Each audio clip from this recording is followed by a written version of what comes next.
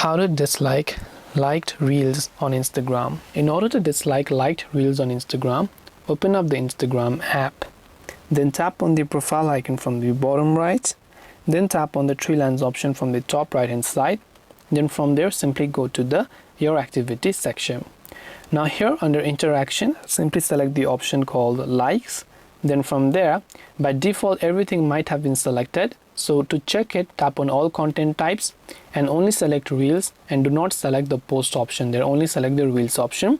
Then hit the apply button to filter it. Now you will see only the Reels. So to begin unliking it, tap on the select option from the top right. Then you can simply begin selecting the Reels that you want to unlike over here.